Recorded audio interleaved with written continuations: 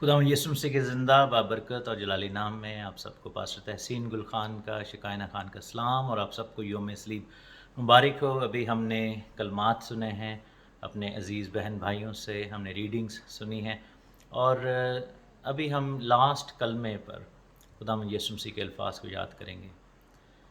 ए बाप, मैं अपनी रूह तेरे हाथों में सौंपता हूँ। ये बहुत ही खूबसूरत कलमा है। इसमें जो मैं सोच रहा था और मैं चाह रहा था कि मैं आपसे क्या शेयर करूं, 2-3 बातें शेयर करूंगा और उसके बाद फिर भाई लतीफ़ अगर इसको वाइंड अप करें और इसको राउंड अप करना चाहें तो वो ज़रूर कर सकते हैं। आप गौर कीजिए कि कलमात का आगाज़ ए बाप से हुआ। पहला कलमा था ए बाप, इनको माफ़ कर, और आखिरी कलमे पे लिखा है ए बाप, मैं अपनी रूह तेरे हाथों में सौंपता हूँ। दरमियान में ए खुदा, ए मेरे खुदा तूने मुझे क्यों छोड़ा। तो हम देखते हैं कि ये कलमात जो हैं एक इंसानी ज़िंदगी के सफ़र को ज़ाहिर करते हैं। बाप आदम के, जब बाप आदम को पैदा किया गया, बाग एदन में रखा गया, तो खुदा ने अपने बेटे के तौर पर उस पर शफ़क़त की, लेकिन गुनाह के एतबार से हम देखते हैं कि वो जुदाई में से गुज़रा। और फिर आखिर में हम देखते हैं कि हमारी रूहों का जो मंबा है, रूहों का बाप, जिसको पतरस के ख़त में लिखा गया हमारा बाप, हमारी रूहों की डेस्टिनेशन जो है, मंजिल जो है, वो खुदा बाप के पास है। ये खुदा का प्लान है और यही खुदा का मंसूबा है।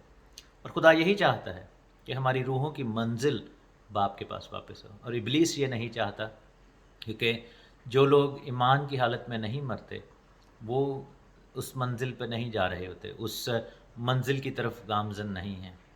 तो हमें पहला बात यह है कि मसीह के साथ मैच करना है और हमें देखना है कि आया हम तैयार हैं उस मंजिल की तरफ बढ़ने के लिए, उस सफ़र के अंदर, जिस सफ़र जो हमें दरपेश है इस ज़िंदगी का, क्या हमारी डेस्टिनेशन, हमारी रूह हमारे बाप के हाथों में जाएगी या नहीं, या इस दुनिया का जो खुदा है, इस जहान का जो बाप है, इब्लीस जो झूठों का बाप है, उसके कब्ज़े में ना हो कहीं के, ऐसा ना हो कि वो छीन कर ले जाए। चोरी करता है, डाके डालता है, मर्डर करता है, छीन के ले जाता है, और वो चाहता है कि आपकी डेस्टिनेशन वापस बाप के फ़िरदौस में ना हो। जैसे हमने डाकू के कलमे में देखा कि किस तरह डाकू को फ़िरदौस की बशारत दी गई।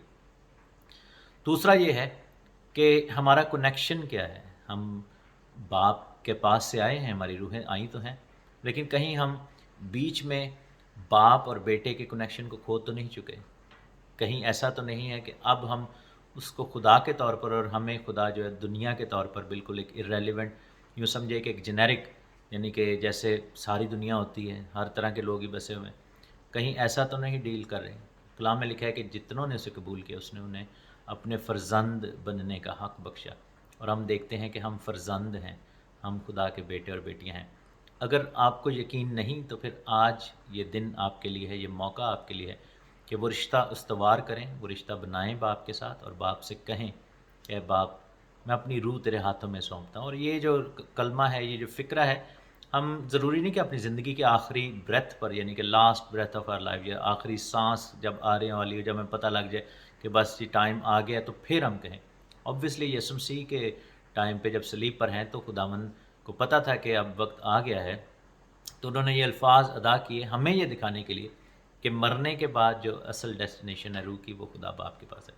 लेकिन अगर आप आज ये फ़ैसला करें और खुदा से कहें कि ए बाप, मैं अपनी रूह तेरे हाथों में सौंपता हूँ, तो इसका मतलब ये होगा कि हम उसको, अब हम यीशु मसीह नासरी को अपना शख्सी निजात दहिंदा कबूल कर रहे हैं। हम मौका मिले तो बपतिस्मा भी लेंगे, अब तौबा कर रहे हैं, और हम बाप को ये कह रहे हैं कि मैं वो मुसरिफ बेटा था, जैसे वो आया उसने कहा मुझे अपने नौकरों जैसा कर लिया, और बाइबल में लिखा है खुदा ने उसको रीइंस्टेट कर दिया। बाप ने उस बेटे को जो कि मुसरिफ था रीइंस्टेट कर दिया, उसको वापस उसकी जगह पर बिठा दिया जहाँ से वो गिरा था। हमें भी चाहता है खुदा कि हम ये अल्फाज आज जाने से पहले कहें कि ए बाप, मैं अपनी रूह तेरे हाथों में सौंपता हूँ, मैं अपना फ्यूचर तेरे हाथों में सौंपता हूँ, मैं अपनी ज़िंदगी तेरे हाथों में सौंपता हूँ, मैं अपना रूह बदन जान तेरे हाथों में सौंपता हूँ, और तू मुझे ले और तू मुझे अपना बना ले। मैं तुझे अपना बनाना चाहता हूँ, मैं तेरा बेटा बन जाना चाहता हूँ। मैं दुनिया में बहुत ज़्यादा ख्वार हुआ हूँ, अब मैं वापस तेरे पास आना चाहता हूँ। तीसरी चीज़, इन कलमों के टॉपिक्स को जब हम देखते हैं, पहले हमने देखा माफ़ी, फिर हमने देखा बुशारत, खुशखबरी, हमने देखा उसमें एलिमेंट ऑफ केयर है, माँ की ज़िम्मेदारी और मोहब्बत का कलमा। चौथा हमने देखा कि कफ़ारे का कलमा, जिसमें यीशु मसीह हमारे लिए कफ़ारा चढ़ा, हमारा इफ्ज़ी हुआ। फिर हमने देखा कि भूख और प्यास का कलमा, फिर हमने देखा कि तमाम हुआ का कलमा जिसमें finished work on the cross, जिसको कहते हैं कि तकमील शुदा काम, जो शरीयत की सारी जो है वो तकाज़े थे वो पूरे हुए। क्या ये सब चीज़ें हमारी ज़िंदगी में हैं या नहीं, ये हमने देखना है। क्या हम अपनी ज़िंदगी में माफ़ी को रखते हैं जब हम पहले कलमे को लें? आज जब यहाँ से आप जाएँ यौम सलीब की इबादत के बाद, तो इन चीज़ों पर गौर करें, क्योंकि जिन लोगों ने आज इतना खूबसूरती से सिखाया है, समझाया है, बताया है, वो सब बातें, वो सब चीज़ें आप अपनी ज़िंदगी में देखें और खुदावंद से पूछें। अगर आप अपने आप में माफ़ी रखते हैं तो अमेजिंग है। अगर आप खुशखबरी रखते हैं और बुशारत रखते हैं तो वो भी अमेजिंग है। आपको पहले अपने लिए पता होना चाहिए कि हम खुदा के फिरदौस में जा रहे हैं, और फिर आप दूसरों के साथ शेयर करें खुदा का कलाम, उन्हें खुशखबरी दें। अगर आप एलिमेंट ऑफ केयर रखते हैं, अपने जो दुनियावी और हमारे जिस्मानी हकूक़ हैं, यानी कि अपने अज़ीज़ बहन भाइयों, अपने प्यारों, अपनी कलीसिया की जानब हम एलिमेंट ऑफ केयर के साथ करते हैं, जैसे हम देखते हैं कि यीशु ने मरते वक्त भी इस चीज़ का ख्याल रखा, तो हम ज़बरदस्त राह पर हैं। हम कफ़ारे को अपने अंदर कैरी करते हैं। क्या हम समझते हैं कि हम गुनाह के एतबार से जुदा हो गए थे, लेकिन मसीह के बाद हम वापस जोड़ दिए गए हैं?